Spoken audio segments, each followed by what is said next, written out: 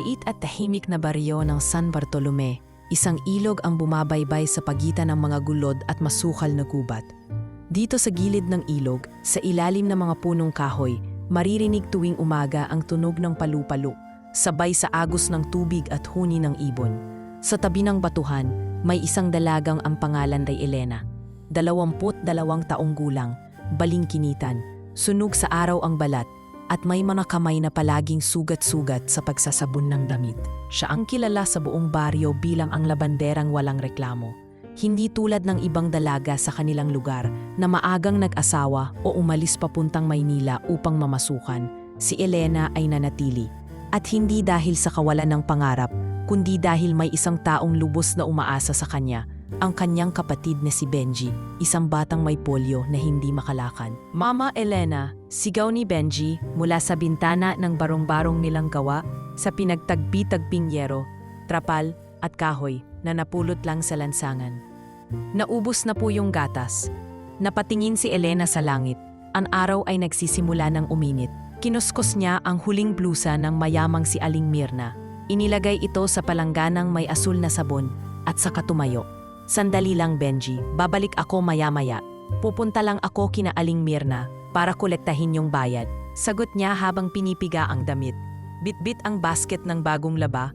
Nilakad ni Elena ang maputik at bako-bakong daan patungong bahay ng mga kustomer. Marami sa kanila ay mga retiradong guro, midwife at ilang tricycle driver na walang oras maglaba. Tinitiis ni Elena kahit 50 pesos lang ang bayad kada tumpok ng labada. Basta't may pambili siya ng gatas, bigas at gamot para sa kapatid. Kay Elena, sigaw ni Aling Sioning mula sa labas ng tindahan. Ang sipag mo talaga, dapat sa'yo hinahanap ng mga binata.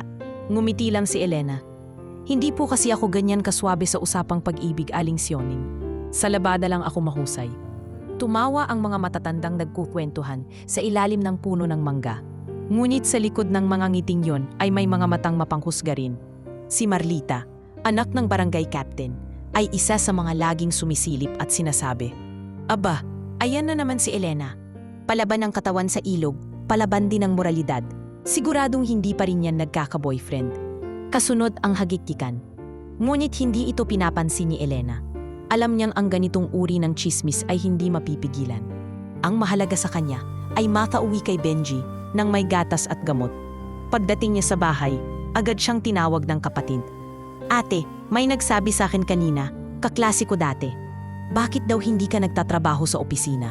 Ang galing mo naman po sa math dati de." Tumigil si Elena sa pagbitaw ng basket. Umupo siya sa tabi ng kapatid at hinaplos ito sa ulo. "Alam mo, Benji," marahan niyang sabi, "nung nawala si Papa, hindi ko na natapos ang pag-aaral ko. Naging prioridad kita. Pero okay lang. Sa ngayon, mas kailangan mo ako kaysa sa diploma ko." Tahimik lang si Benji. Kita sa kanyang mata ang paghanga sa kapatid, pero naroon din ang konting lungkot. Dahil sa murang edad, ay naiintindihan na niyang may sakripisyo ang pagmamahal. Gabi na, si Elena ay nagluluto ng lugaw habang naglalaba pa rin sa gilid ng bahay. Sa liwanag ng gasera, maririnig ang kanyang pag-awit ng marahan, tila pampatulog kay Benji. May ilang lamok sa paligid at ang mga pusa nila ay nakapulupot sa ilalim ng mesang kawayan. Bigla namang umambon. Tumulo ang ulan sa bubong na may butas. Agad siyang nagtutok ng batya sa mga patak.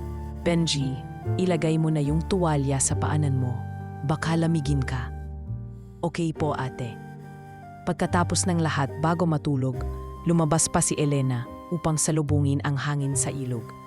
Doon siya naupo sa batong kinasanayan niyang tambayan. Binuksan niya ang maliit na kahon na may mga lumang larawan. Isa roon ay larawan nila ng kanyang yumaong ina at amang mangingisda. May ngiti sa kanyang labi, ngunit bakas din ang pangungulila. "Kung nandito lang kayo, siguro hindi ganito kahirap ang buhay," bulong niya. Sa di kalayuan, may ilaw ng motorsiklo sa madilim na kalsada. Isang anino ang bumaba at tila nagmasid sa bahay ni Elena. Hindi ito napansin ng dalaga. Sa kanyang puso, isa lang ang laman, ang makaraos sa bawat araw at ang pangakong hindi niya pababayaan si Benji. Sa baryong ito kung saan ang ilog ang tanging saksi sa kanyang pagsusumikap, si Elena ay nananatiling matatag. Hindi niya alam na sa mga susunod na linggo, ang kanyang tahimik na mundo ay magugulantang ng isang lalaking ililibing ng buhay, ng isang lihim na babaliktad sa kanyang mundo, at ng pag-ibig na hindi niya kailanman inasahan. Sa kabilang dulo ng bansa, malayo sa mapayapang daloy ng ilog sa San Bartolome, may isang buhay na hindi kailanman naranasan ni Elena. Isang mundong puno ng mga chandelier, malamig na mga opisina at mga taong naglalakad sa mga koridor na parang laging may hinahabol. Ang pangalan ng lalaking iyon ay Alonzo Guevara, at sa likod ng kanyang mamahaling suit, mamahaling kotse at mamahaling ngiti ay isang lalaking nabubuhay sa loob ng hawla na siya mismo ang nagtayo. Mr. Guevara, kailangan niyo na pong lumagda sa kontrata para sa loteng ide-develop sa Batanes, ani ni Camille, ang kanyang sekretarya, habang binabasa niya ang isang confidential file sa may bintana. Hindi siya sumagot agad. Nakatingin siya sa labas, nakatanaw sa makulimlim na ulap sa itaas ng lungsod ng Makati. Paki-postpone muna. Hindi ako sigurado kung gusto ko pa talagang lumawak pa tayo ron. Sagot niya. Malamig ngunit hindi bastos. Si Alonzo ay nasa mid-30s, matangkad, matikas, at may matalim na tingin. Pero sa kabila ng taglay na anyo at yaman, may palaging pagod sa kanyang mga mata. Isa siyang CEO sa murang edad, kumalili matapos pumanaw ang kanyang lolo, at pagkatapos ay ang misteryosong pagkawala ng kanyang ama 15 taon na ang nakalipas. Ang sabi ng mga pulis, ambush. Naalala niyan sabi ng kanyang tiyuhin na si Hector Guevara. Hinold up ang sasakyan. Wala tayong magagawa. Naglaho na rin ang katawan. Ngunit kahit ilang taon na ang lumipas, may isang bahagi ng kanyang puso ang ayaw maniwala. Parang may kulang, parang may tinatago. Lumaki siya sa ilalim ng pangangalaga ni Hector, na noon pa lang ay palaging mapagmatyag, mahigpit, at tila laging may sariling agenda. Si Hector ang nagpatakbo ng kumpanya habang nag-aaral si Alonzo sa Europe. Ngunit pagka-graduate, si Alonzo na ang iniluklok bilang CEO. Hindi niya ito hiningi, pero tinanggap niya. Dahil ayaw niyang angkinin ng tiyuhin ang kumpanyang itinayo ng kanyang lolo at ama.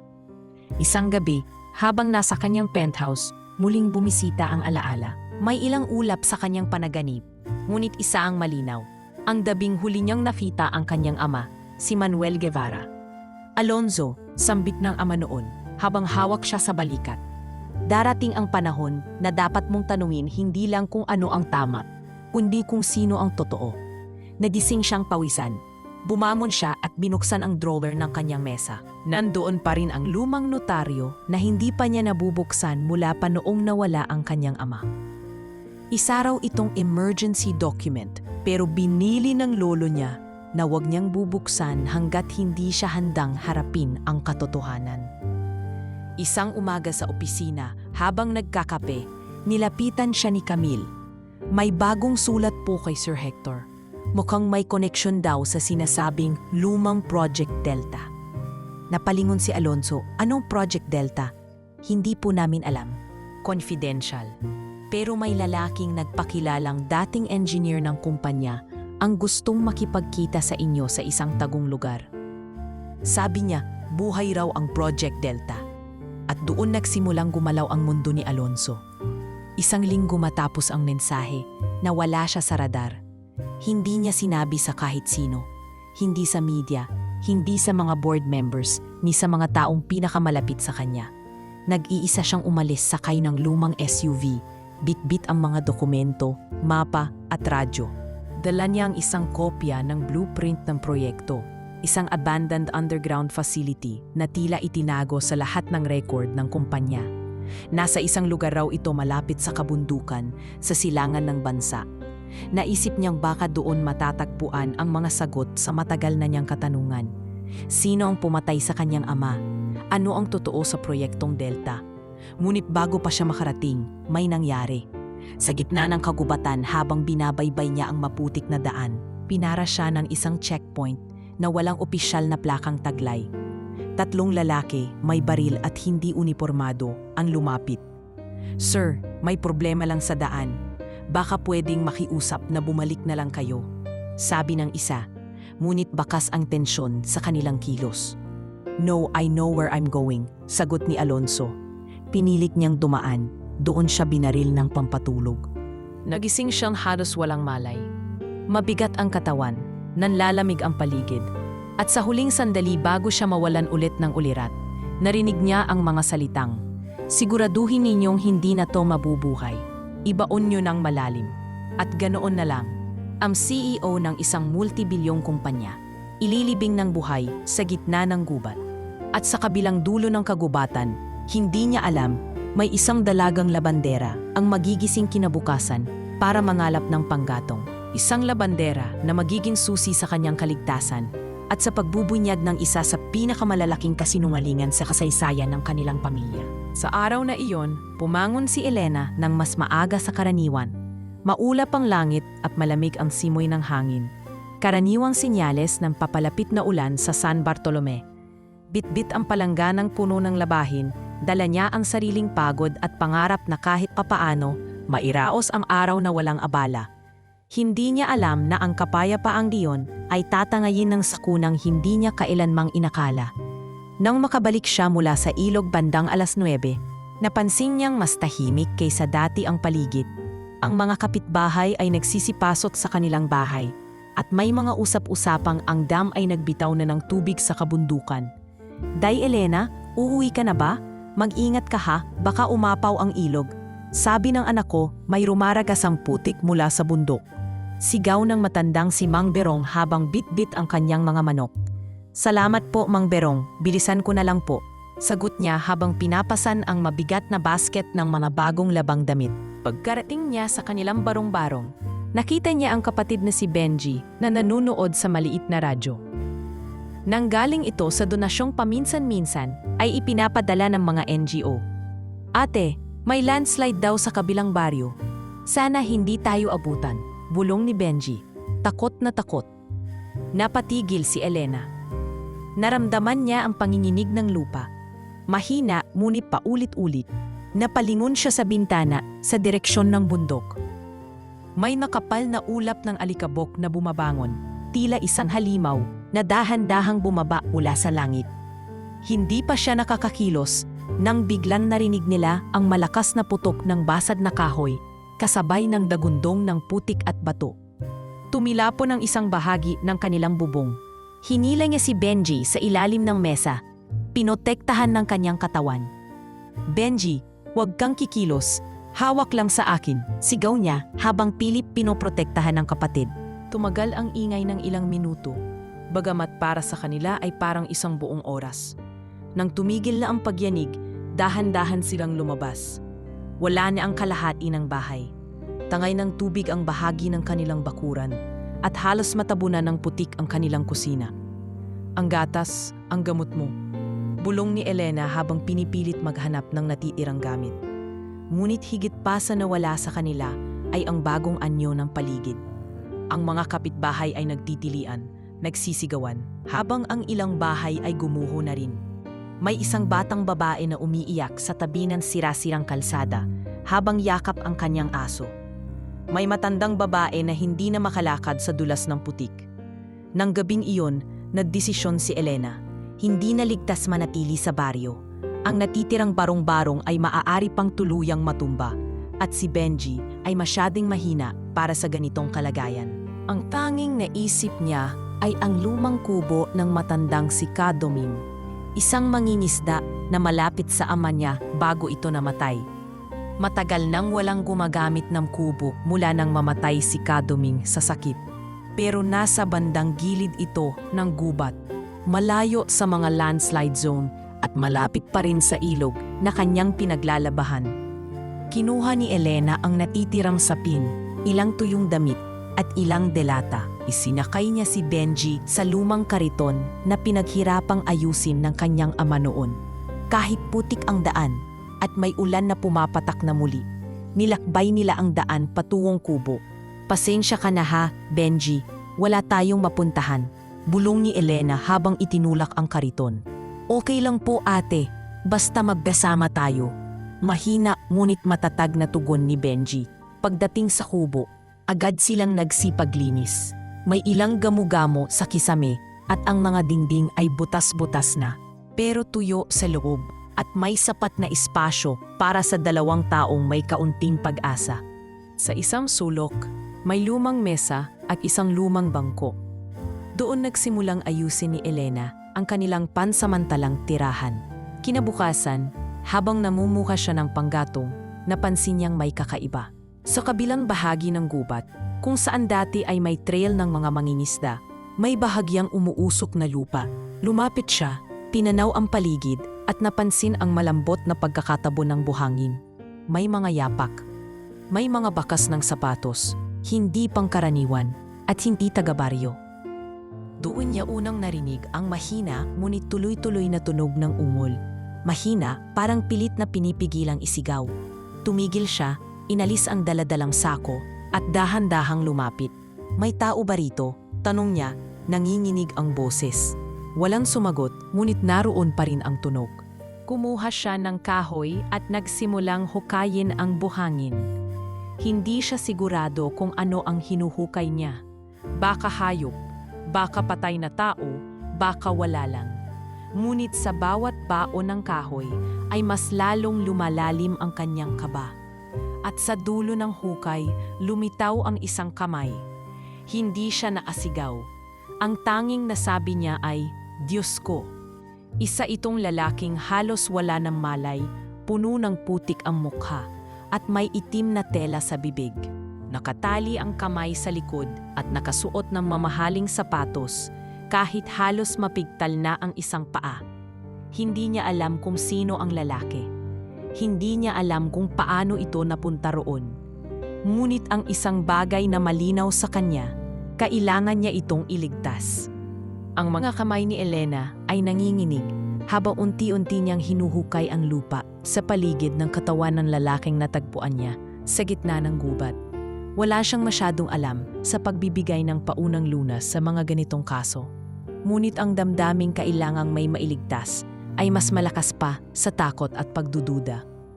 Diyos ko po, sino ka ba? Anong nangyari sa'yo? Bulong ni Elena habang pinapahid ang putik sa mukha ng lalaki gamit ang basang panyo. Dahan-dahang gumalaw ang mga pilik mata nito, ngunit nananatiling mahina ang katawan. Sa kanyang kanang pulso ay may nakabalot na piraso ng plastik, tila identification tag, ngunit hindi na mabasa ang nakasulat dahil sa putik at tubig.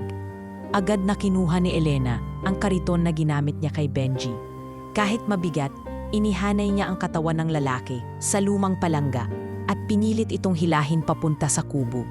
Ang daan ay puro putik at ilang ulit siyang nadulas, ngunit hindi siya tumigil. Sa bawat hakbang, paulit-ulit sa kanyang isipan ang tanong, bakit may taong ililibing ng buhay sa gitna ng kagubatan? Pagkarating sa kubo, agad niyang nilinis ang katawan ng lalaki gamit ang maiinit na tubig na pinakuluan niya sa maliit na kalan. Pinunasan niya ang sugat sa gilid ng noo nito at ginamitan ng yodo na nakuha niya pa mula sa lumang first aid kit ng kanilang ama. Lumapit si Benji mula sa kama at sinilip ang bisita. Ate, sino siya? Hindi ko alam, sagot ni Elena. Pero parang pinatay siya o halos pinatay. Baka masama siyang tao, te. Baka rin hindi. Pero kahit na, kailangan pa rin natin siyang tulungan. Tumangulang si Benji, bagamat kita sa kanyang mga matahang takot. Makalipas ang ilang oras, bumalik ang ulirat ng lalaki. Dahan-dahang bumukas ang kanyang mga mata at tiningnan ang paligid. Kitang-kita ang gulat, pangamba at pagkaubos ng lakas sa kanyang mga mata. Pilit siyang bumangon, ngunit nanginig ang kanyang katawan. Huwag kang kikilos muna, sabi ni Elena habang inaabot ang isang baso ng mainit na sabaw. Anong araw na? Buling ng lalaki, halos hindi marinig. Lunes, nasa gubat ka ng matagpuan ko. Nakalibing ka sa lupa. Tugon ni Elena, dahan-dahan ang pagsasalita para hindi ito mabigla. Hindi agad sumagot ang lalaki. Nakatingin lang siya sa kisame. Tila pinipilit balikan ang alaala.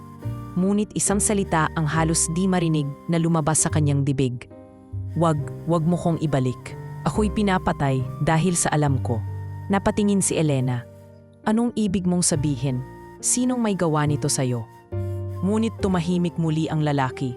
Tanging buntong hininga lang ang lumabas mula sa kanyang labi, asabay ng muling pagidlip. Kinabukasan, mas malinaw na ang pagsasalita ng lalaki. Inabot niya ang kamay ni Elena habang ito'y naglalagay ng mainit na tuwalya sa kanyang noo. Salamat. Anong pangalan mo? Elena. Labandera lang ako sa baryo. Ikaw sino ka? Alonso Guevara, sagot ng lalaki. Biglang napatigil si Elena. Sanay siyang makarinig ng mga apelyidong simpleng kilala sa baryo. Ngunit hindi ng isang apelyidong parang narinig na niya minsan sa balita. Guevara, parang may kinalaman sa malaking kumpanya ng pabahay at lupa. Pero hindi na niya tinanong pa. Sa isip niya, kung totoo man ito o hindi pa iyon ang tamang oras. Ang importante, buhay ang lalaki at ligtas siya kahit pansamantala. Sa sumunod na araw, naging tahimik ang kubo. Walang masyadong usapan kundi ang mga simpleng tanong ni Alonso tungkol sa kung nasaan siya at kung paano siya natagpuan. Ngunit sa mga pagkakataong iyon, dahan-dahan din siyang nagbubukas. Ikinuwento niya kay Elena ang mga malalabo niyang alaala. Ang paglalakbay sa gubat, ang pagsalubong sa mga lalaking may baril, at ang huling alaalang bumulong sa kanya. Siguraduhin ninyong hindi na to mabubuhay. Habang naglalabas sa ilog, hindi mapakali si Elena. Lumingon siya sa likod ng ilang ulit dahil sa pakiramdam niyang may sumusunod sa kanya. Hindi na siya sigurado kung ito ba'y epekto lang ng pagod o kung may mga matangabang nagmamasid. Hindi na ito basta-basta. Bulong niya sa sarili. Hindi ito aksidente. Pagbalik sa kubo, napansin niyang may dumaan sa trail ng gubat. May sariwang bakas ng gulong. Hindi ito galing sa kariton nila dahil mas malalim ang ukit nito sa putik. Muli siyang nakaramdam ng kaba. Ngunit hindi niya pinahalata kay Benji o kay Alonzo. Kinausap niya ang lalaki ng gabiring iyon. Alonzo, kung may tinatakbuhan ka, kung may dahilan bakit ka ililibing ng buhay, kailangan kong malaman. Tumingin si Alonzo sa kanya, seryoso ang mukha. Ilang segundo siyang tahimik bago Hindi lang ako ang gustong patahimikin. Maraming bata ang naging biktima, mga proyekto, mga kasinungalingan. At ako, isa lang ako sa mga nakabasa ng listahan. Listahan ng mga batang ginamit bilang test subjects ng kumpanyang pinatatakbo ng sarili kong pamilya. Hindi nakasagot si Elena sa unang pagkakataon sa kanyang buhay. Naramdaman niyang ang tahimik nilang baryo ay konektado pala sa isang mas malawak at mas madilim na mundo. At sa gitna ng lahat ng iyon, isang lalaking may mabigat na dalang lihim ay ngayon ay nasa ilalim ng kanyang bubong. Hindi lamang upang magpagaling, kundi upang mabuhay muli. Mula nang iligtas ni Elena, si Alonzo mula sa hukay sa gubat, hindi na muling naging ahimik ang kanyang mundo. Sa bawat pagdilat ng umaga, may kakaibang lamig na bumabalot sa kanyang pakiramdam. Parang laging may nanonood. Parang bawat hakbang niya ay sinusundan ng mga matang hindi niya makita. Nagsimula ito ng isang araw habang siya ay pababa ng ilog upang maglaba. Bitbit niya ang batsyang puno ng maruming damit. Dala rin ang ilang tuyong sanga para sana sa apoy. Ngunit pagdating niya sa ilog, may kakaibang bakas ng gulong na hindi sa kariton niya. Mas malalim ang pagkakabaon ng gulong sa putik at tila galing sa isang mabigat at mabilis na sasakyan. Napalingon siya sa paligid. Walang ibang tao, wala ring tunog ng makina. Ngunit naramdaman niyang naninindig ang balahibo sa batok niya. Dahil ito, naging mas maingat si Elena sa bawat galaw. Bago lumabas ng kubo, sinisilip muna niya ang paligid. Bago siya matulog, sinisigurado niyang may haram ang bintana at kahit papaano ay may kutsilyo sa ilalim ng kanyang unan. Isang bagay na hindi niya kailanman inisip na gagawin. Isang gabi, habang pinapalitan niya ng gasa ang sugat ni Alonzo sa kanang braso, muling nabanggit ng lalaki ang pangalan ni Hector. Si Hector, tiyak ko siya ang may pakana. Hindi niya hahayaang mabuhay ako, Elena. Kapag nalaman niyang hindi natuloy ang plano nila, babalik siya para tapusin ang sinimulan. Tumigil sa pagkilos si Elena. Hector, siya ba ang tiyuhin mo? Tumango si Alonzo. Oo, siya rin ang tumayong tagapangalaga ko simula nang mawala si Papa. Pero sa likod ng lahat ng yon, siya rin ang may pinakamalaking interes na mawala ako sa eksena. Kapag wala ako, kanya na ang kumpanya at tuluyang maililibing ang mga baho ng proyektong Delta. Bakit hindi ka lumapit sa pulis? Tanong ni Elena, mahina ang tinig. Sinubukan ko, pero hindi mo alam kung sino na ang may hawak ng mga tao roon. Ilang beses akong muntik masundan. Lahat ng galaw ko, alam nila. Kahit mismong media, may ilang bayad. Ang tanging paraan na lang ay makaligtas at humanap ng taong hindi nila inaasahan. Nagtagpo ang tingin nila. Hindi man malinaw ang ibig sabihin ni Alonzo. Alam ni Elena kung sino ang tinutukoy niya. Kinabukasan, pumunta si Elena sa bayan upang bumili ng gamot at gatas para kay Benji.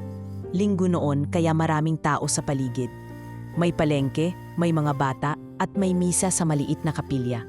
Ngunit habang naglalakad siya sa gilid ng palengke, napansin niya ang isang itim na SUV na nakaparada malapit sa bilihan ng saging. Tila normal ito sa una, ngunit nang mapatingin siya sa bintana, may lalaking nakaitim sa loob na diretsyong nakatitig sa kanya. Agad niyang inilayo ang tingin, nagkunwaring walang nakita at bumilis ang hakbang. Sa gilid ng kanyang mata, nakita niya ring binuksan ng lalaki ang pinto ng sasakyan, tila bababa. Pinili niyang magtago muna sa loob ng butika. Nagkunwaring bumibili ng gamot, ngunit ang totoo'y nagpapalipas lang ng ilang minuto upang makasiguro kung sinusundan nga siya. Pabili po ng gamot para sa sipon, sabi niya sa tindera, sabay abot ng ilang barya. Hindi niya kailangan ng gamot na iyon, pero kailangang magmukhang natural ang kilos. Paglabas niya, wala na ang SUV. Ngunit ang kaba sa kanyang dibdib ay nanatili. Mabilis siyang umuwi, siniguradong walang sumusunod, at agad tinawag si Alonzo. May nakita akong itim na SUV sa bayan. Sinundan ako. Hindi ko alam kung nakita nila ang direksyon ko papunta rito, pero hindi ako mapalagay. Napalalim ang hinga ni Alonzo. Sabi ko na nga ba, nagsimula na silang maghanap. Inagabihan, may marahang katok sa bubong ng kubo. Hindi kalabog, hindi rin parang hayop, kundi tila may paanas na kilos. Naddikit ang mga mata ni Elena at Alonzo. Tumayo si Elena at tahimik na pinatay ang gasera. Dumungaw si Alonzo mula sa siwang ng bintana. Walang makiang tao, pero may aninong kumilos sa di kalayuan na tila nagsisiyasat sa paligid. Biglang tahimik ang paligid. Wala ang karaniwang kuliglig, ni huni ng mga ibon. Para bang pati ang kalikasan ay nag-aabang ng susunod na mangyayari. Makalipas ang halos 10 minuto, unti-unting lumayo ang mga yabag. Hindi na muling bumalik ang katok. Ngunit sa katahimikang iyon, muling nabuo sa isipan ni Elena ang katotohanan. Hindi na siya basta labandera lamang ngayon. Isa na siyang tagapagtago ng isang lalaking tinutugis ng makapangyarihang pamilya. At ang kubo sa gubat ay hindi na basta tahanan kundi isang silid na puno ng panganib. Alonzo, mahina niyang sambit. Bakit? Tanong ni Alonzo, nakatingin sa kanya. Anong mangyayari sa atin kapag nahanap nila tayo? Sandaling katahimikan ang sumunod bago siya sumagot. Hindi ko alam, pero ang sigurado ako, hindi na natin pwedeng balewalain ang totoo.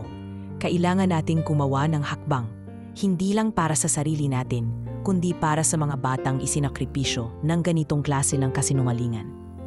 At sa gabing iyon, sa gitna ng katahimikan ng kubat at kubong sinisilungan ng 2 taong nagtatago, nagsimula ang paglalatag ng mas matinding plano. Isang planong hindi lamang para sa kaligtasan, kundi para sa pagbubunyag ng katotohanang kay tagal nang ibinaon sa lupa, kasabay ng lalaking halos nawala sa mundo. Buwan na ang lumipas mula nang matagpuan ni Elena si Alonzo sa hukay sa gubat. At sa panahong iyon, marami nang nagbago sa kanilang dalawa. Hindi lamang sa pisikal na anyo, mula sa duguan at mahina. Ngayon ay may lakas na si Alonzo upang tumayo at maglakad-lakad sa paligid ng kubo. Kundi sa kung paano sila nagkakatinginan. Kung noong una ay takot at pag-aalinlangan ang nangingibabaw, na yon ay isang uri ng tahimik na pag-uunawa ang namamagitan sa kanila. Ngunit sa likod ng katahimikan at tila unti-unting paghilom ng mga sugat, may mga salitang mabigat sa dibdib ni Alonzo. Mga salitang hindi basta-basta mabibitawan. Dahil alam niyang sa oras na sabihin niya ito, ay wala nang balikan. May gusto akong sabihin. Basag ni Alonzo sa katahimikan. Napatingin si Elena, hawak pa rin ang karayom. Ano iyon? Hindi agad sumagot si Alonzo. Saglit siyang tumingin sa labas ng bintana. Saka muling binalikan ng tingin ang dalaga. May mga bagay akong hindi pa nasasabi. Hindi ko alam kung paano uumpisahan. Pero, kailangang malaman mo. Pinatong ni Elena ang tahiin sa kanyang kandungan. Makinig ako. Basta totoo ang sasabihin mo. Huminga ng malalim si Alonso. Alam mo na ang tungkol kay Hector, di ba? Na siya ang tiyuhin ko at siya ang nagpapalakad ng kumpanya noong nawala ang tatay ko. Tumango si Elena. Pero may bagay na mas malala kaysa sa pagkamakasarili niya. Nais kong ipaalam sa'yo kung bakit ako halos patayin at kung bakit hindi lang ako ang biktima.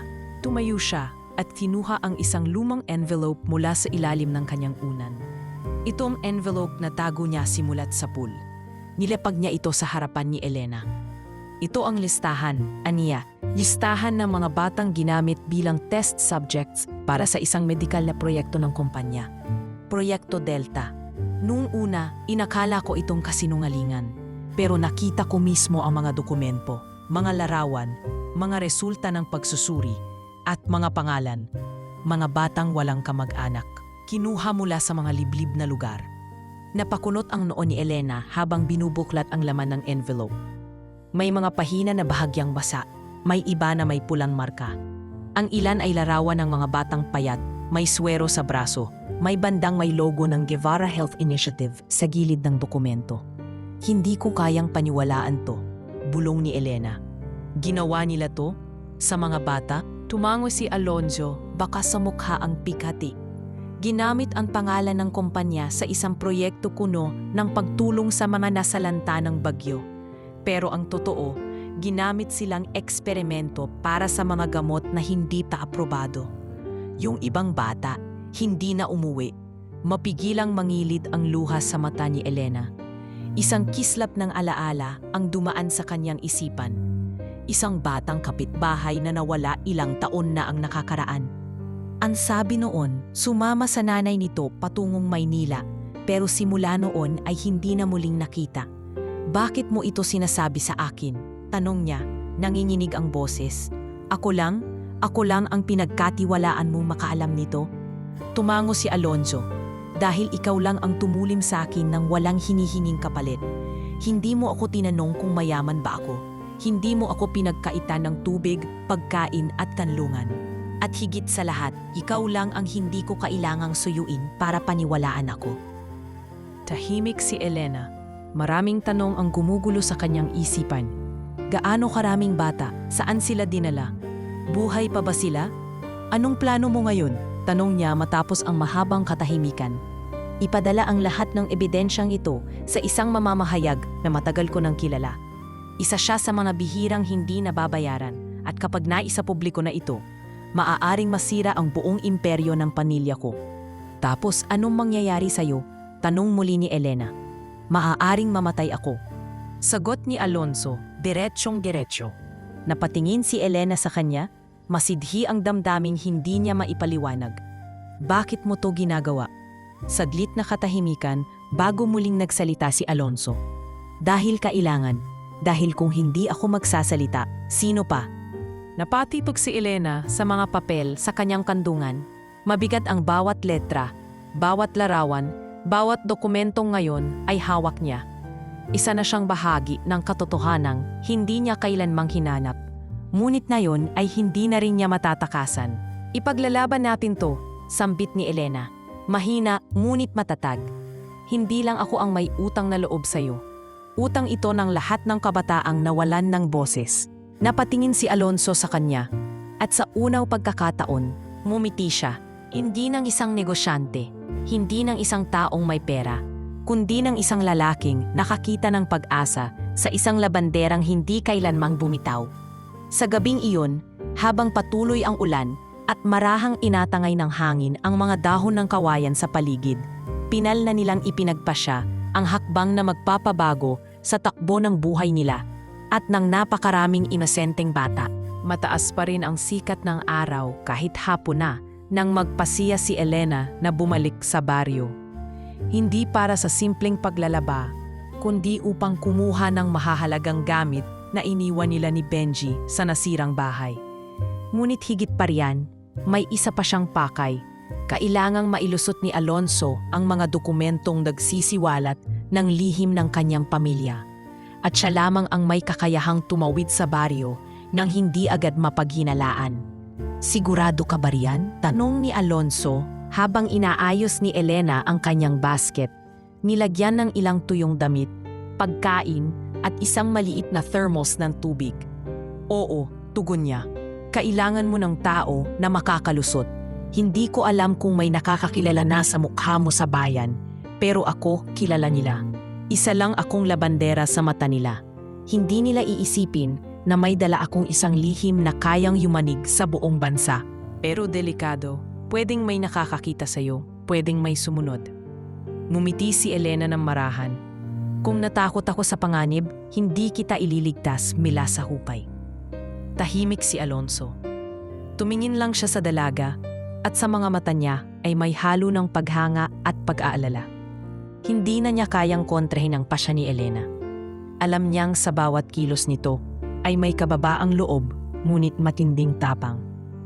Habang binabaybay ni Elena ang daan pabalik sa baryo, pinilit niyang hindi ipahalata ang kaba sa kanyang dibdib. Nagbaon siya ng ilang envelope na may kopya ng mga dokumento. Isinilid ito sa loob ng tela ng lumang unan at tinakpan ng labada. Sa panlabas na anyo, isa lang siyang simpleng babae na muling naglalaba sa ilog. Pagkarating sa baryo, sinalubong siya ng mga kapitbahay. "Elena, ayang ka na pala," sigaw ni Aling Sioning. "Akala ko lumipat na kayo. Wala nang bahay niyo?" "Oo po, nakituloy lang muna kami kay Kaduming. May iniwan lang akong mga gamit." Palusot niya habang naglalakad patungo sa kanilang barong-barong na halos kalahating gibana. Habang abala sa pagpulot ng ilang lumang kagamitan, mga gamit sa kusina, ilang damit ni Benji at ang lumang transistor radio, may napansin siyang lalaki sa kanto ng eskinita.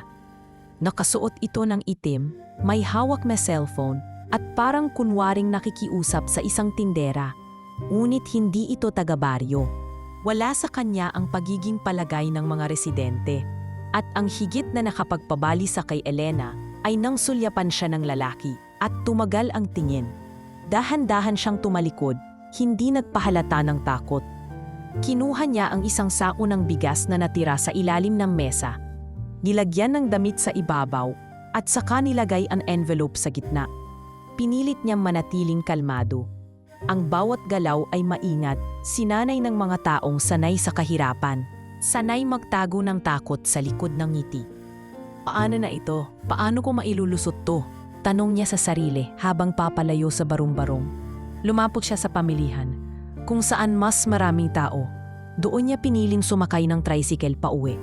Sa sikip ng pasahero, hindi na masyado napansin ang kanyang sako. Ngunit habang bumabaybay sila ng daan papunta sa gubat, napansin niyang may kasulod na motor. Itim, parehong kulay ng jacket ng lalaking nakita niya kanina. Bumaba siya ilang metro bago ang gubat. Nagkunwaring mag-CCR sa gilid, pero sa totoo'y pinili niyang paikutin ang direksyon. Sa halip na sa lumang daan, gumamit siya ng alternatibong trail na ginagamit noon ng kanyang ama tuwing mangingisda. Puti ka ng daan, makipot at mapuno. Hindi ito pamilyar sa mga dayo. Ilang oras ang lumipas bago siya muling nakaabot sa kubo. Pagod, pawis at basang-basa ang paa, ngunit buo ang hawak niyang sako ng bigas. Pagbukas niya ng pinto, nandoon agad si Alonso. Mabilis ang lakad nito, tila nag-aalala. "Anong nangyari? Bakit ngayon ka lang?" "Nakita ko sila, isang lalaki sa kanto. Tila may bantay na sa paligid." Tumahimik si Alonso, napahawak sa sinturon niya. Saka tumingin sa envelope na inilabas ni Elena mula sa loob ng sako. "Iyan na yon, Ania. Ito na ang simula." Kinabukasan, muli silang nagtulungan.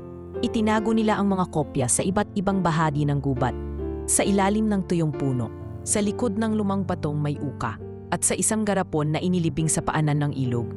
"Bakit mo ito ginagawa?" tanong ni Elena habang pinapatong nila ang lupa sa isa sa mga garapon. Tumingin si Alonso sa kanya. "Dahil sa oras na mawala ako, kailangang may maiiwang katotohanan. At sa oras na mawala ka, hindi ko alam kung may saysay pa ang laban ko." Saglit silang natahimik. Ngunit sa katahimikang iyon, mas lalong lumalim ang pag-unawa nila sa isa't isa. Hindi na lamang sila tagapagtago at tinatago. Sila na ngayon ay magkasanggang naglalakad sa gilid ng panganib. Parehong walang katiyakan kung saan hahantong, ngunit parehong handang lumaban. At sa baryo ng San Bartolome, kung saan dati ang tanging laban ni Elena ay laban sa gutom at kahirapan, ngayon ay isa na siyang tagapagdala ng katotohanang maaaring yumanig sa buong bansa. Habang lumalalim ang gabi sa gitna ng kagubatan, tumitindi rin ang ugnayang unti-unting nahihinog sa pagitan ni Elena at Alonso. Hindi ito iyong klasing biglaan at pabigla-bigla, kundi isang tahimik, matatag at likas na paglago ng damdamin na nabuong unti-unti sa bawat gabing magkasama silang nakatitig sa lampara, sa bawat pangyayaring nalampasan nilang magkasama, at sa bawat salitang binitiwan na tila mababaw ngunit may lalim. Isang gabi, matapos nilang mailibing ang huling garapon ng ebidensya sa paanan ng gubat, naupo sila sa gilid ng kubo habang pinagmamasdan ang langit. Wala masyadong bituin noon, pero sapat na ang liwanag ng buwan upang makita ang bawat kibot sa mukha ng isa't isa. Elena, bulong ni Alonso, halos kasabay ng ihip ng hangin. Hindi ko pa rin maintindihan kung bakit mo ginagawa lahat ito para sa akin. Napalingon si Elena, bahagyang nakakunot ang noo. Bakit mo ba palaging tinatanong yan? Dahil bihira akong makatagpo ng tao na may malasakit, lalo na kung wala namang pakinabang sa kanila. Umiling si Elena, sakang ngumiti ng marahan. Kung lahat tayo ay tutulong lang kapag may pakinabang, siguro'y wala nang matitinong tao sa mundo. Tahimik si Alonso, nakatitig lang siya sa dalaga. Ila sinisikap alalahanin ang bawat guhit ng mukha nito. Ang magaspang ngunit mapagkalingang mga kamay. Ang mga mata nitong laging alerto ngunit puno ng malasakit. At ang boses nitong kahit kapagod ay hindi nawawala ng lambing. Hindi mo na kailangang magsakripisyo ng ganito, sambit niya kalaunan. Kung gusto mong bumalik sa normal mong buhay, lalayo ako, napalingon si Elena. At sa unang pagkakataon ay parang may halong tampo ang kanyang tinig. Normal? Sa tingin mo ba magiging normal pa ang lahat kung pababayaan kita? Kung hahayaan kitang habulin ng mga taong yon at hindi ko man lang sinubukang gawin ang tama? Hindi mo sila kalaban, Elena. Sagot ni Alonso, masinsin ang boses. Ang kalaban ko, pamilya ko. Imperyo ng kasinungalingan. Mga taong walang konsensya. Paano kita madadala sa laban na yun? Alam ko ang pinasok ko, sagot ni Elena. At hindi mo ako dinala rito. Pinili kong tumayo sa tabi mo. Muling dumaan ang ilang segundo ng katahimikan bago tumayo si Alonso at lumapit sa kanya. Maingat niyang hinawakan ang kamay ni Elena. Hindi ito para sa romansa. Ito'y pagkumpirma ng katotohanan na matagal na nilang dinaramdam. Na kahit hindi pa man nila inaamin, may namumuunang higit pa sa pagkakaibigan. Sa mga sumunod na araw, nagpatuloy ang ganitong uri ng tahimik na samahan. Habang si Alonso ay nagtuturo kay Elena kung paano mag-operate ng simpleng two-way radio na natagpuan nila sa lumang bodega ng kubo. Si Elena naman ay nagtuturo sa kanya kung paano gumamit ng kahoy na panggatong nang hindi agad napupundi ang apoy. Bakit parang mas masaya ka na ngayon? Tanong ni Benji isang hapon habang si Elena ay naghihiwa ng kamote. Napatingin si Elena sa kapatid. Masaya? Opo, parang iba ka na ngayon. Parang mas may sigla ka. Dati kasi, kahit kumakanta ka habang naglalaba, kita sa mukha mo na pagod ka. Ngayon, kahit pagod, parang may dahilan ka nang umiti. Natigilan si Elena. Tumingin siya sa bintana, kung saan makikita si Alonso sa di kalayuan, abalang naguukit ng kahoy na parang baril-barilan para kay Benji. Siguro, sagot ni Elena. Minsan, may mga taong dumarating na kahit gulo ang dala, sila rin ang nagsisilbing liwanag. Ngunit kahit na palalim ng palalim ang pagkakaunawaan nila, may mga hangganan pa rin silang hindi matawid. Isang gabi, habang naguhugas ng pinagkainan si Elena, lumapit si Alonso. Elena, kailangan kitang tanungin. Aniya, mahina ang tinig ngunit may paninindigan. Sa lahat ng ito, kung sakali man na magbago ang lahat, kapag lumabas na sa publiko ang katotohanan, kapag ligtas na ako, babalik ka pa rin ba sa dati mong buhay? Napatigil si Elena. Pinunasan niya ang kanyang kamay sa laylayan ng palda at tumingin kay Alonso. Hindi ko alam kung anong ibig mong sabihin. Ang ibig kong sabihin, kung wala na ako sa kubo, kung wala ng panganib, kung may pagkakataong baguhin mo ang buhay mo, babalik ka ba sa paglalabas sa ilog? Bakit gusto mo ba akong dalhin sa mundo mo? Sagot niya, may bahid ng biro, ngunit ramdamhang lalim ng tanong. Umiling si Alonzo. Gusto lang kitang tanungin kung saan mo nakikita ang sarili mo kapag tapos na ang laban na ito. Tahimik si Elena. Tumingin siya sa langit. Walang bituin, ulap lang at malamlam na buwan. Hindi ko pa alam, aniya. Pero isang bagay ang sigurado ako. Hindi ako babalik sa pagiging walang boses. At sa mga salitang iyon, lalong tumibay ang koneksyon nila. Hindi na ito basta pagkakaibigan. Hindi rin ito romantikong relasyon na batay sa tamis at kilig. Ito'y isang malalim na pagkakaunawaan ng dalawang taong parehong sugatan. Parehong naglalakbay sa gitna ng panganib. Ngunit handang tumayo sa tabi ng isa't isa, kahit anong mangyari. Lumipas ang isa pang linggo sa gitna ng tahimik, ngunit tensyonadong pamumuhay sa kubo. Habang ang ibang bahagi ng bansa ay abala sa pang-araw-araw na buhay, may dalawang tao sa loob ng isang kubo sa gubat na puspusang naghahanda upang ilantad ang katotohanan. Isang katotohanang hindi lamang magpapabago sa buhay nila, kundi pati sa nakararami. Isang umaga, habang nagpapainit ng tubig si Elena sa lumang kalan, pumasok si Alonzo sa kubo. Hawak ang isang lumang radio transmitter na kanila nang na-repair sa loob ng maraming araw. Nakita niya ito sa isang kahon sa atik ng kubo. Dating gamit ni Kadumin noong panahong mangingisda pa ito at nakikipag-ugnayan sa mga bangkang nasa laot. Elena, bungad ni Alonzo habang inaayos ang frequency knob. Posible nang makipag-ugnayan kay Mario. Mario, yung mamamahayag na sinabi mo? Tanong ni Elena habang nilalagay ang tuyong dahon ng pandan sa kumukulong tubig. Oo, dating reporter sa isang malaking pahayagan pero matapos siyang bantaang patayin dahil sa isang expose, nagtago siya. Ngayon ay freelance na lang siya, walang kumpanyang kontrolado ng kapangyarihan. Siya lang ang tanging pwede kong pagkatiwalaan sa ganitong delikadong impormasyon. Tumingin si Elena sa transmitter. Sigurado ka bang hindi nila matatrack yan? Hindi. Analog ito. Walang GPS, walang digital signal.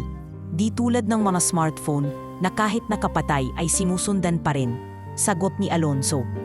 Kinabukasan, matagumpay nilang nakontak si Mario. Maiksi lang ang usapan dahil sa limitadong signal. Pero sapat ito para makapagkasundo sila ng meeting sa isang abandonadong warehouse malapit sa daungan ng San Pascual, 3 bayan mula sa San Bartolome. Kailangan mo ng kasama. Biglang sabat ni Elena habang kinukumpuni ni Alonzo ang bag na may lamang mga dokumento. Napatingin si Alonzo sa kanya. Delikado ito, Elena. Mas delikado kung mag-isa ka lang. At saka, hindi ako lalayo hanggat hindi ko nakikitang na ilalabas ang katotohanang pinaglaban natin. Napangiti si Alonzo. Alam mo ba, minsan naiisip kong mas malakas ka pa sa akin. Mumiti si Elena, ngunit hindi sumagot. Ang totoo, sa kabila ng tapang na pinapakita niya, nanginginig ang kanyang dibdib sa kaba. Ngunit alam niyang ito ang tamang gawin. Walang saysay ang lahat kung hindi ito aaksyonan. Nakarating sila sa warehouse bago magtakip silim, gamit ang isang lumang motorsiklo na pinahiram ni Mang Doming, isa sa mga taga-suporta ng yumaong ama ni Elena. Tinahak nila ang masukal at paikot na daan patungong San Pascual. Magkabilang gilid ng daan ay puno ng mga nagtataasang kawayan, at sa tuwing may dumaraang tricycle, napapayuko sila upang hindi mahalata. Sa loob ng warehouse, makalipas ang ilang minuto, dumating si Mario. Matanda na ito, may bahagyang kuba at may dalang malaking backpack. Ngunit kahit tumanda, bakas pa rin sa kilos ang pagiging alisto. Alonzo? Bungad niya, sabay ngiti. Oo, salamat sa pagpunta. Lumapit si Elena at iniabot ang envelope. Nandito po ang lahat ng kopya, mga dokumento, larawan, pasilidad at mga pangalan. Lahat ng ebidensyang nagpapakita ng operasyon ng Proyektong Delta. Kinuha ni Mario ang envelope. Binuklat ang laman at tumangong-tango habang sinusulyapan ang ilang pahina.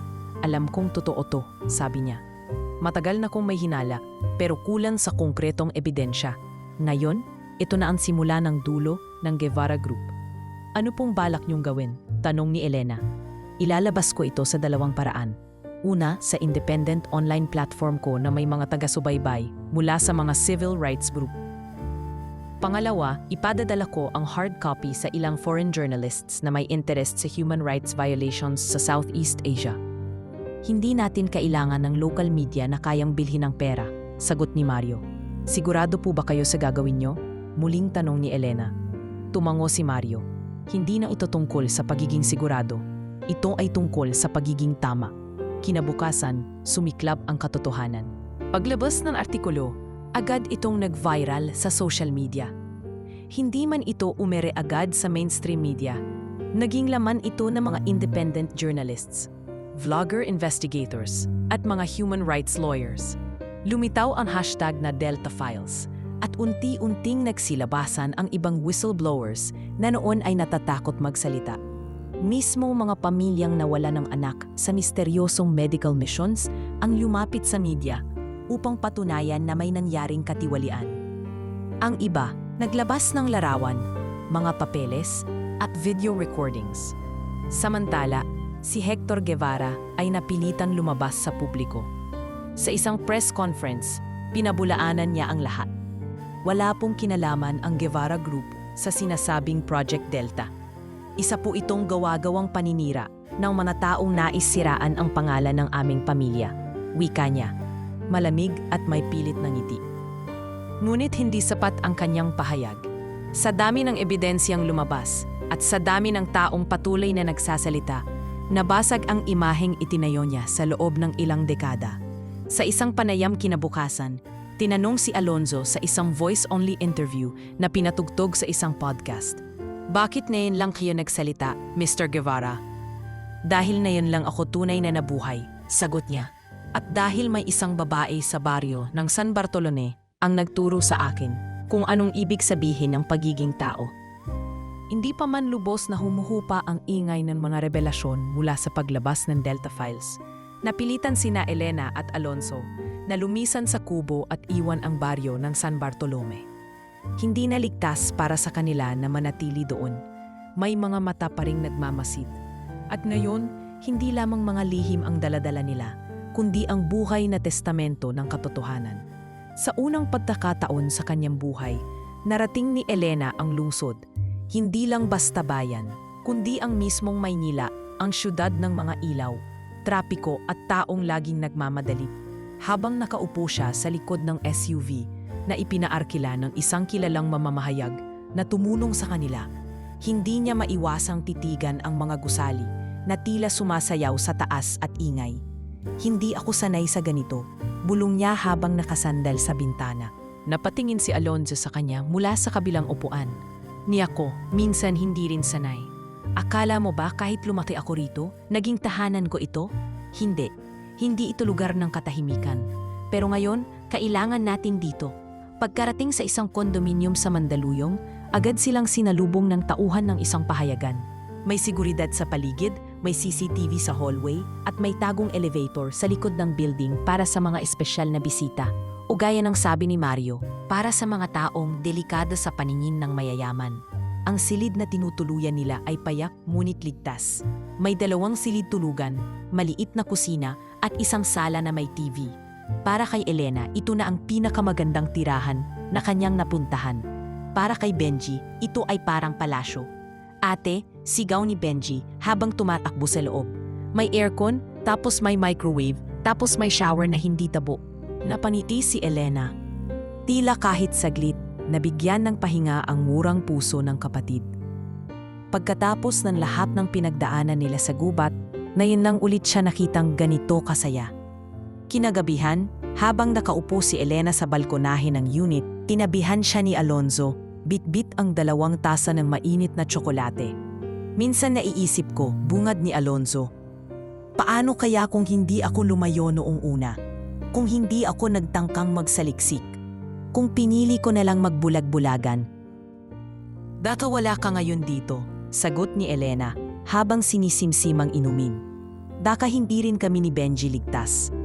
Ang laki ng utang na loob ko sa'yo, Elena, wika ni Alonzo, seryoso ang tingin. Hindi ko alam kung paano ko babayaran yon. Wala kang utang, tugon ni Elena. Hindi lahat ng kabutihan kailangang may kapalit. Minsan, ginagawa lang natin ang tama kasi kailangan.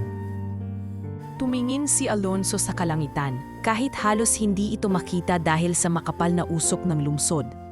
Napakasimple mo. At sa kabila niyon, ikaw ang pinakamalakas na taong nakilala ko. Sa mga sumunod na araw, nagsimula ang mas sistematikong paglaban. Tinulungan ni Mario si Alonso na maghanda ng legal na pahayag para sa International Human Rights Commission.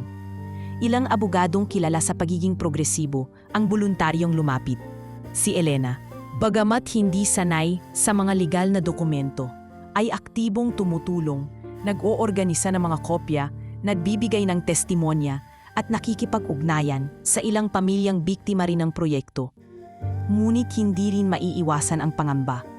Minsan may sumusunod sa kanila habang namimili. Isang araw, habang bumibili ng gatas sa isang convenience store, may lalaking bigla na lang lumapit kay Elena. Miss Elena Santos, tanong nito, may ngiting tila peke. Nag-alangan si Elena. Sino po sila? May gusto lang pong makausap sa inyo. Sandali lang, nasa sasakyan lang po. Nang maramdaman niyang tila hinahawakan na ng lalaki ang kanyang braso, agad siyang umatras at nagsigaw. Tulungan niyo po ako. Agad namang lumapit ang isang guard at ang lalaki ay mabilis na tumakbo palayo. Dumating si Alonzo ilang minuto matapos ang insidente. Hindi na pwedeng ganito, ani niya habang kinakausap ang security ng kondo. Kailangan ng proteksyon, hindi lang sa akin, kundi lalo na sa kanya. Kinabukasan, inilipat sila sa isang mas secured na lugar, isang safe house na pinapatakbo ng isang NGO. Dito mas naging tahimik ang mga araw nila. Mas naipagpatuloy nila ang pakikipag-ugnayan sa mga pahayagan. At si Elena, sa kabila ng lahat, ay nagsimulang magsulat ng sarili niyang sanaysay tungkol sa karanasan niya. Para saan yan? Tanong ni Alonzo isang gabi nang makitang nagsusulat si Elena sa lumang notebook. Para sa mga babae sa baryo. Para sa mga gaya kong tinawag lang na labandera. Gusto kong malaman nila na may boses sila. At minsan, yung boses ng mga pinakatahimik, sila pa ang pinakamatapang. Gusto mo bang ilathala natin yan? Pwede nating ipaprint. Gawin nating booklet. Ikalat natin. Hindi agad sumagot si Elena. Ngunit sa tingin niyang iyon, bakas ang isang bagay na higit pa sa simpleng pagsang-ayon. Ito'y pag-asa. Pag-asang kahit sa mundong puno ng kasinungalingan at pang-aabuso, may mga salitang kayang bumuo ng bagong mundo. At sa loob ng safe house, sa gitna ng lungsod, sa piling ng mga taong muling nagtitiwala sa isa't isa, sa kauna-unahang pagkakataon, naramdaman ni Elena na hindi lang siya basta labandera. Isa siyang babae na nagising sa katotohanan at ngayon, isa ng tinig ng paglaban. Habang tuloy-tuloy na lumalaganap ang impormasyong naglalantad sa Project Delta, dumarami rin ang mga taong nananawagan ng hustisya. Sa kabila ng pagsisikap ng mga legal team ng Guevara Group na patahimikin ang usapin, hindi na mapipigil ang pag-ikot ng katotohanan. Tulad ng apoy na nagsimula sa isang maliit na sindi, ngayon ay naglalagablab na ito't walang sino man ang makakapigil. Sa safe house kung saan pansamantalang naninirahan sina Elena, Alonzo at Benji, mas naging masinsinan ang dalaw ng bawat araw. Tumutulong si Elena sa digital archiving ng mga pahayag, habang si Alonzo ay araw-araw na tumatanggap ng tawag mula sa mga abogado, investigative journalists at organisasyon mula sa labas ng bansa. Isang umaga, habang nagsusulat si Elena ng panibagong entry sa kanyang journal, pumasok si Alonzo sa sala na may bitbit na balita. Na-corner na si Hector. Ani Alonzo, halos hindi makapaniwala sa sarili. Sinubukan niyang tumakas sa pamamagitan ng private jet, pero naalerto ang Interpol. Nahuli siya sa isang private hangar sa Subic. Napatayo si Elena, hawak pa ang ballpen. Totoo? Hindi ba't ilang beses na siyang nakatakas sa mga kaso noon? Tumango si Alonzo, baka sa tinig ang kabiglaan. Iba na ang panahon ngayon. Hindi na ito tulad ng dati. Ngayon, nasa spotlight na siya. Kahit gaano kalakas ang kapit niya, mas malakas ang tinig ng mga taong nawalan. Anong mangyayari sa kanya ngayon? Tanong ni Elena. Dadalhin siya sa NBI para sa inquest. Hindi pa siya convicted, pero may sapat ng ebidensya para ikulong habang dinidinig ang kaso. May international pressure na rin ngayon. Hindi na siya pwedeng pagtopan. Tahimik si Elena. Napaupo siya muli. Ilang segundo ang lumipas bago siya muling nagsalita. Ganyan pala yon, no? Yung dati mong tinitingala. Biglang wala na ang kinang. Iyon ang masakit, sagot ni Alonzo. Ang kinang na yon, galing pala sa dugo ng inosente. Makalipas ang ilang araw, umalingaw-ngaw sa lahat ng sulok ng bansa ang balita. Hector Guevara, pangunahing tagapamuno ng Project Delta, nahuli ng Interpol, kinasuhan ng multiple counts of human experimentation, kidnapping, at obstruction of justice. Ang social media ay nagbunyi. Ang mga pahayagan ay nagtampok ng mga retrato ni Hector na nakaposas, walang angking yabang, at may mukha ng lalaking wala ng kontrol. Pero para sa mga gaya ni na Elena at Alonzo, hindi ito simpleng pagkapanalo. Isa itong pahina sa mas mahaba pa nilang laban. Makalipas ang ilang araw pa, tumanggap si Alonzo ng tawag mula sa isang international journalist na kasalukuyang nasa Pilipinas upang kumuha ng panayam. Gusto kanilang ma-interview sa isang international documentary, ani ni Mario habang hawak ang cellphone. Sa tingin ko, ito na ang tamang oras. Ngunit hindi si Alonzo ang itinuro niya bilang bida sa panayam. I want them to hear Elena's voice, sagot ni Alonzo. Ako lang ang mukha nila sa pahayagan. Pero kung may isang taong kailangang marinig, taong hindi bahagi ng pamilya ng mayayaman, taong tunay na nasa lupa, si Elena iyon. Sa isang silid na inayos para sa shoot ng dokumentaryo, naupo si Elena sa harap ng kamera. Kinabahan siya pero hindi siya umurong. Nakaayos siya ng bahagya, nakasuot ng simpleng blouse, may kaunting pulbo sa mukha, at suot ang itim na kwintas na bigay sa kanya ni Alonzo mula sa ina nito. Anong masasabi mo, Elena, sa sinapit ng mga batang naging biktima ng Project Delta? Tanong ng mamamahayag. Sumagot siya, hindi sa paraang puno ng galit, kundi puno ng damdamin at katotohanan. Hindi sila cases, hindi sila collateral damage. Sila ay mga batang tulad ng kapatid kong si Benji. May pangarap, may ngiti, may karapatang mabuhay. Hindi sila dapat ginamit para sa eksperimento, lalo na kung iyon ay para lang sakitan ng iilan. Bakit mo ito ginagawa? Isa pang tanong. Dahil ako ay isa lang labandera. Sagot niya, diretsyo. Wala akong boses noon. Akala ng marami. Wala akong halaga. Pero natutunan ko, ang boses, hindi palakasan, kundi kung paano mo ito ginagamit. At ngayon, ginagamit ko ito para sa mga batang hindi na makapagsalita. Makalipas ang ilang araw, naging viral ang panayam na iyon. Sa maraming bansa, pinanood ito at naging inspirasyon. May mga organisasyong lumapit upang imbitahan si Elena bilang speaker. Sa kabila ng pagod at takot, tinanggap niya ang ilan. Hindi para sumikat, kundi para magturo. Para ipaalala sa mga ina, kabataan at babae na kahit saang kapagaling, may karapatan kang tumindig. Habang tumatagal, unti-unti ring bumagsak ang Guevara Group. Tumalikod sa kanila ang ilang investors, nagsara ang mga satellite office, at isa-isang nilisan ng mga kasabwat ang kumpanya. Maging ang ilang miyembro ng board of directors ay nagsimulang magsalita upang mailigtas ang sarili. At sa kanilang mga testimonya, lalong lumalim ang kaso laban kay Hector. At isang araw, dumating ang balita, si Hector, patay na, ani ni Mario habang nakaupo sa sala ni na Alonzo. Cardiac arrest habang nasa detention. Wala raw foul play, pero alam nating lahat, ang konsensya ang isa sa pinakamabigat na bumibigay sa puso. Tahimik si Elena. Wala siyang tuwa, ni galit. Ang naramdaman niya ay isang uri ng pangungusap na walang sinabi. Ganito pala, matapos ang halimaw, hindi sa sigaw, kundi sa katahimikan. Tumango si Alonzo. Hindi pa tapos ang laban. Pero ito ang simula ng hustisya. Sa pagpanaw ni Hector Guevara, tila tuluyang natuldukan ang isa sa pinakamadilim na kabanata sa kasaysayan ng Guevara Group. Ngunit sa halip na kasiyahan, ang iniwan nito kay Alonzo at Elena ay isang malalim na buntong hininga, isang uri ng kaluwagang may kasamang pangungulila, hindi sa pagkatao ni Hector, kundi sa mga taon na nawala sa tahimik na paghihirap at takot. Ngunit sa bawat wakas ay may bagong simula. Isang umaga, habang nakaupo si Elena sa balkonahe ng bagong bahay na ibinigay sa kanila ng isang NGO. Natanggap niya ang isang sulat. Hindi mula sa mamamahayag, hindi rin mula sa abogado, kundi mula kay Alonzo mismo. Elena, hindi ko alam kung paano ko sisimulan ito, pero alam kong kailangan kong sabihin. Nung iniligtas mo ako sa gubat, hindi ko lang nakuha ang buhay ko muli. Nakuha ko rin ang direksyon ng puso ko. Gusto kong tanungin ka, pwede ka bang magsimula ng bagong buhay kasama ko? Napatitig si Elena sa sulat. Sa dami ng unos na dinaanan nila, ngayon lang niya naramdaman na may pagkakataong pag-isipan ang sariling damdamin. Hindi lang tungkulin, hindi lang katapangan, kundi pag-ibig.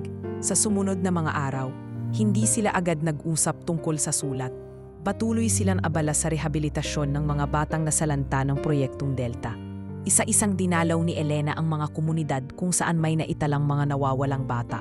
Bit-bit niya ang mga larawan, kwento at pakete ng tulong mula sa mga organisasyong tumulong sa kanila. Sa San Bartolome, sa kanyang pagbabalik matapos ang ilang buwang pagkawala, sinalubong siya ng mga taong hindi na siya tinatawag lang na labandera. Elena! Si Elena Santos yan, sigaw ng mga kabataan habang tumatakbo papalapit sa kanya. Anak, grabe ka na ngayon ha? Ani ni Aling Siuning habang niyayakap siya ng mahigpit. Dati binubus ka lang nila sa ilog. Ngayon, ang mga tao nanonood sa iyo sa balita. Ngumiti si Elena at yumuko ng bahagya. Hindi naman po ako artista. Ginawa ko lang po ang tama. Nagpasalamat siya sa mga taga-baryo. Ngunit ang matinding dahilan ng kanyang pagdabalik ay ang kapakanan ng kapatid niyang si Benji. Sa bagong programa ng NGO, may planong magtayo ng health center sa mismong baryo nila. At isa sa mga unang proyekto nito ay ang pagbibigay ng libreng therapy para sa mga batang may espesyal na pangangailangan. Hindi siya makapaniwalang makakakita siya ng ganitong pagbabago. Ang dating ilog na pinaglabanan niya ng buhay para sa kapirasong kita. Ngayon ipinapaligiran na ng mga naglalagay ng konkretong plano para sa kalusugan ng mga tao. Dati, binubus ka siya sa pagiging labandera. Ngayon, kinikilala siyang isa sa mga nagtulak ng pagbabagong iyon. Hindi ko to magagawa kung hindi ko nakita yung kahalagahan ko. Bulong niya sa sarili habang pinagmamasdan si Benji, nakausap ang bagong physical therapist sa center. Samantala, si Alonzo ay abala naman sa legal na proseso ng pagbabago sa istruktura ng kumpanya. Ibinenta niya ang malaking bahagi ng kanyang pagmamay-ari at nagtakda ng bagong pamunuan. Mga taong hindi konektado sa pamilya, kundi sa advokasya. Ang bahagi ng kita mula sa pagbenta ay inilaan sa pagbuo ng isang pondo para sa mga batang nawalan ng pamilya o naapektuhan ng mga eksperimento. At isang araw, sa isang tahimik na dampa sa likod ng bagong itinayong Londo shop ni Elena, na ngayon ay pinapangalagaan ng 3 dating labandera sa baryo, bumisita si Alonzo. May dala itong maliit na kahon. Nasa loob ang isang lumang singsing ng kanyang ina. Galing ito sa nanay ko. Siya ang nagsabi sa akin noon na ang tunay na yaman ay hindi sa kung ano meron ka sa bangko, kundi sa kung anong iniwan mo mabuti sa ibang tao. Tumingin siya kay Elena. Alam kong marami pa tayong kailangang gawin. Hindi ito magiging madali. Pero sa kabila ng lahat, gusto kong simulan ang bagong buhay na ito. Kasama ka. Hindi agad sumagot si Elena. Sa halip lumingon siya sa paligid, sa mga taong natutulungan ng programa, sa mga kabataang muli ang nakikitang may pag-asa, at kay Benji na masayang nagsusulat sa isang lumang notebook. Sagot ko, sabi niya matapos ang ilang sandali. Alam mo bang habang pinapasan kita papunta sa kubo, wala akong inisip kundi kung buhay ka pa. Wala akong inisip kundi kung paano ka maililigtas. Ngayon, alam kong buhay ka na. At ngayon, ako na ang pipili. Hindi dahil kailangan, kundi dahil gusto ko. Tumango si Alonzo, mariin ngunit marahan. Hindi kita ilalagay sa mundo ko, Elena. Gagawa tayo ng sarili nating mundo.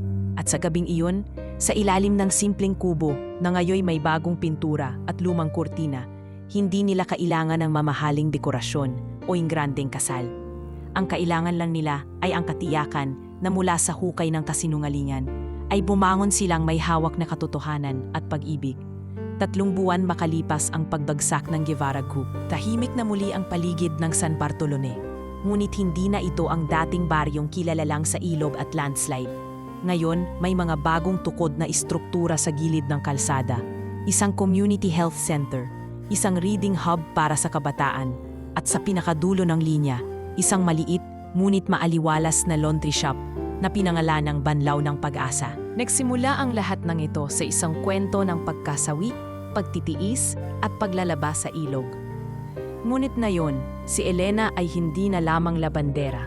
Isa na siyang huwaran, hindi lang sa baryo, kundi sa maraming kababaihan sa buong bansa.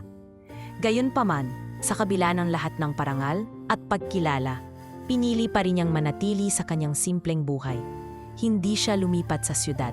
Hindi siya nagbago ng anyo. Siya pa rin ang Elena na nakalugay ang buhok. May palaging panyong nakaikot sa leeg at may ngiting hindi madamot sa kahit sinong lalapit. Isang Sabado ng umaga, habang abala siya sa pagsasampay ng mga pinatuyong kumot sa likod ng laundry shop, may biglang huminto sa tapat. Isang lumang pickup truck, puti at may nakasulat na for delivery sa gilid. Mula rito ay bumaba si Alonzo. Nakasuot ng simpleng polo at maong, may dalang isang lumang labadora. "Elena," sigaw niya habang nilalapitan ang dalaga. "Naalala mo to?" Napangiwi si Elena habang binubuhat ni Alonzo ang makina. Buhay pa pala yang hinila-hila nating labadora noon sa gubat. Tumawa si Alonzo, inilapag ang makina sa tapat ng shop. "Ito ang una kong binuhat matapos akong iligtas mo. Para sa akin, ito ang naging simbolo ng pagbabalik ko sa mundong totoo. Kaya naisip kong dito na rin siya dapat magtapos." Lumapit si Elena, tinapik ang makina at tumingin kay Alonzo, simbolo ng buhay at ng labada. "Bagay. Mahalaga ang labada," sagot ni Alonzo habang inaayos ang pagkakapatong ng labadora sa gilid ng shop. "Diyan nagsimula ang lahat. Diyan ko unang nakita kung anong klase kang tao. Alam mo ba, Elena, noong araw na yon sa gubat, habang inaakay mo ako sa kariton, iniisip ko na kung ito man ang huli kong araw, gusto ko itong matapos sa piling ng isang taong totoo." Nahimik si Elena. Hindi siya sanay sa malalalim na salita mula sa lalaki. Pero ngayon, ramdam niyang bawat salita ni Alonzo ay hindi lamang mula sa bibig, kundi mula sa puso. "Ikaw ang totoo sa mundong puno ng pagpapanggap," dagdag pa ni Alonzo. "At kung papayag ka, gusto kong harapin ang bawat bukas kasama ka." Napatingin si Elena sa kanya, seryoso pero may ngiti sa mata. "Kung papayag ka rin, na ang bawat bukas natin ay hindi laging maganda, hindi laging payapa. May araw ng ulan, may araw ng alon. Pero kung kaya mong yakapin ang gulo, hindi lang ang ganda, sige sabay tayo." Hindi na nila kailangan ng madarbo at ingrandeng kasalan. Isang buwan matapos ang usapang iyon, sa ilalim ng punong mangga sa gitna ng San Bartolome, ginanap ang isang simpleng seremonya. Sa harap ng ilang kaibigan, kabaryo at ilang taong naging saksi sa kanilang laban, nagpalitan ng pangako sina Elena at Alonzo. Si Elena ay nakasuot ng puting bestidang tinahi ng mga dating labandera sa shop. Walang alahas kundi ang itim na kwintas na binigay sa kanya ni Alonzo noong sila'y nasa safe house. Si Alonzo naman ay nakasuot ng barong Tagalog na hiniram pa sa kaibigan sa bayan. "Hindi kita iniligtas para sumikat. Iniligtas kita dahil alam kong may halaga ka. Hindi lang sa akin, kundi sa mas marami pang tao." Sambit ni Elena habang hawak ang kamay ni Alonzo. "At ikaw," sagot ni Alonzo, "ang bumuhay muli sa puso ko. Hindi pera, hindi ganti, hindi tagumpay. Ikaw ang dahilan kung bakit gusto kong mabuhay." Pagkatapos ng kasal, hindi sila agad lumisan. Sa halip, pinili nilang ipagpatuloy ang kanilang advokasya. Nagtayo sila ng scholarship fund para sa mga batang nasalanta ng proyekto. Naglunsad sila ng livelihood program para sa mga inang nawalan ng anak. At si Elena, sa kabila ng lahat, ay araw-araw pa ring naroroon sa laundry shop. Hindi para magtrabaho, kundi para makipagkwentuhan sa mga babae, makinig sa kanilang mga hinaing, at magbigay ng payo. "Hindi mo pa rin tinatalikuran ang paglalaba?" Birong tanong ni Mario isang araw nang bumisita ito sa shop. "Hindi ko tinatalikuran ang pinagmulan ko," sagot ni Elena. "Diyan ako hinubog, diyan ako lumaban, at kung kailan ako tumigil sa paglalaba, baka dun ko makalimutang minsan akong naging matatag dahil sa bawat kuskus.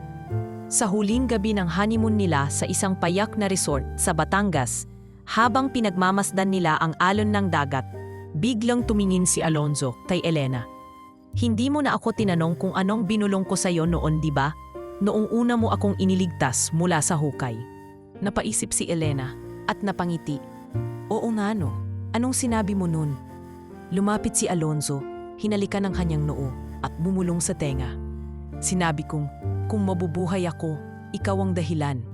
At sa gabing iyon, wala nang halimaw, wala nang hukay, wala nang takot. Ang natira na lamang ay dalawang pusong lumaban at sa dulo ay natagpuan ng isa't isa. Hindi sa gitna ng yaman, hindi sa gitna ng karangyaan, kundi sa isang mundong sila mismo ang bumuo.